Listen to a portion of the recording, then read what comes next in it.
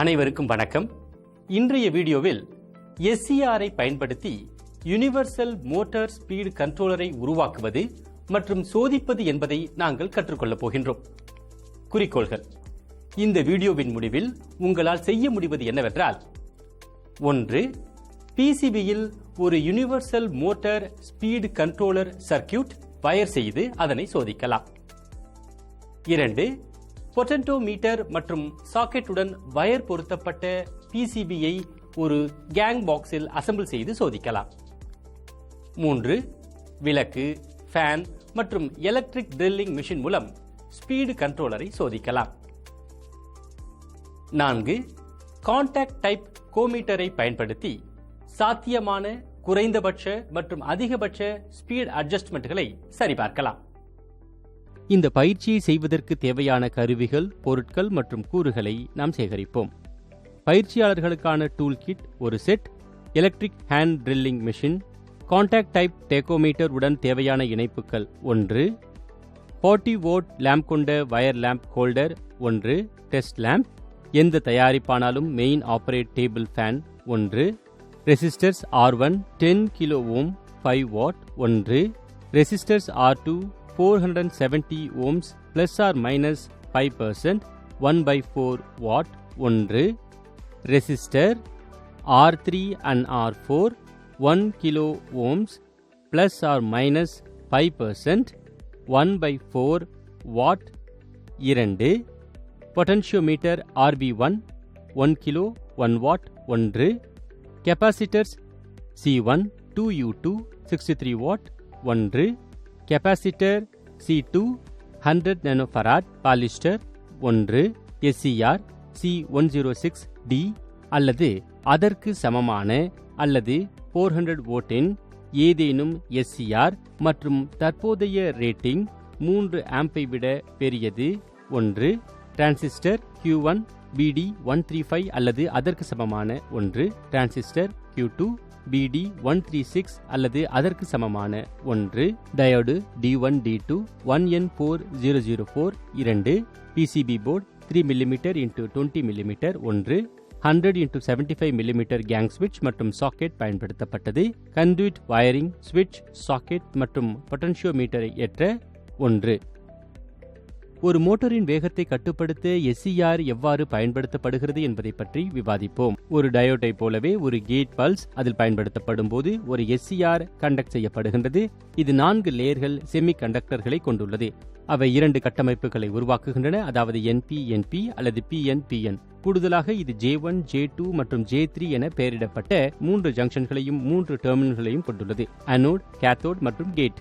SCRின் முக்கிய பயன்பாடுகளில் ஒன்று மோட்டருக்கு இன்புட் வோல்டேஜை மாற்றுவதன் மூலம் மோட்டரின் வேகத்தை கட்டுப்படுத்துவதாகும். ஒரு SCR என்பது ஒரு டயோடு போன்றது, ஆனால் கூடுதல் திறனுடன் அதை ஆன் மற்றும் ஆஃப் செய்ய முடியும். இதனால் மின்சாரம் ஒரு திசையில் பாய்வது மட்டுமல்லாமல் ஓட்டம் இருக்க வேண்டும் என்று நீங்கள் விரும்பும் போது அந்த திசையில் மட்டும் பாய்கிறது. டயோடுகளை SCRகளுடன் மாற்றுவதன் மூலம் மோட்டார் முழுவதும் மின் அழுத்தத்தின் சராசரி அளவை கட்டுப்படுத்தலாம். செயல்முறை படி 1. கொடுக்கப்பட்ட டைமென்ஷன்களுக்கு PCBயை தயார் செய்யவும், சாலிடரிங் நிலையுடன் காம்பனன்ட்களின் அளவை சரிபார்க்கவும். PCBயில் தேவைப்பட்டால் PCBயின் பாதை டைமென்ஷன்களை சிறிது மாற்றவும். படி 2. PCB டிராக்குகளை சரிபார்த்து PCBயை சுத்தம் செய்யவும்.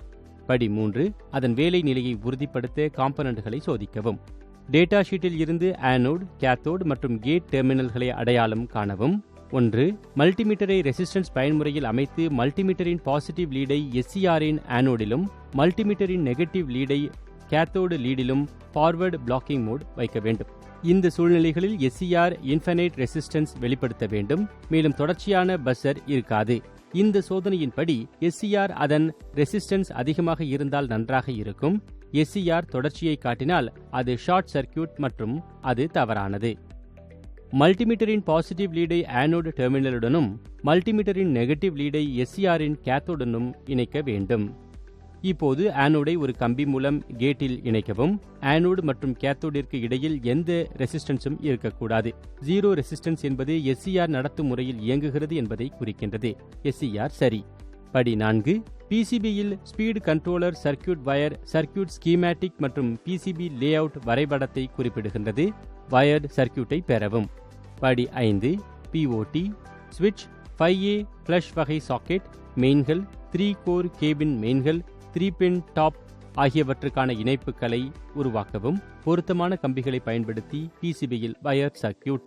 வயர் கனெக்ஷன்களை கேங் பாக்ஸில் அசெம்பிள் செய்வதற்கு முன் வயர்டு ஸ்பீடு கண்ட்ரோலர் சர்க்கியூட்டை சோதிக்க வேண்டும். எனவே பாதுகாப்பு மற்றும் சோதனையின் எளிமைக்காக செய்யப்பட்ட அனைத்து இணைப்புகளிலும் போதுமான வயரிங் நீளத்தை வைத்திருங்கள். படி 6. ஸ்பீடு கண்ட்ரோலர் சர்க்கியூட்டின் அவுட்புட்டில் ஒரு சோதனை விளக்கு லோடை இணைப்பதன் மூலம் வயர்டு சர்க்கியூட்டுகளின் செயல்பாட்டை சோதிக்கவும். வேகத்தின் 2 தீவிர நிலைகளை கொண்டு வரும் லேம்பின் பளபளப்பை சரிபார்க்கவும். லேம்பின் பிரகாசம் மாறவில்லை என்றால் வயர்டு சர்க்கியூட் இணைப்புகளின் நிலையை பரிசோதித்து பின் மாற்றவும். படி 7. டேபிள் ஃபேனை லோடாக பயன்படுத்தி ஸ்பீடு கண்ட்ரோலரை சோதித்து உங்கள் கண்காணிப்பை பதிவு செய்யவும்.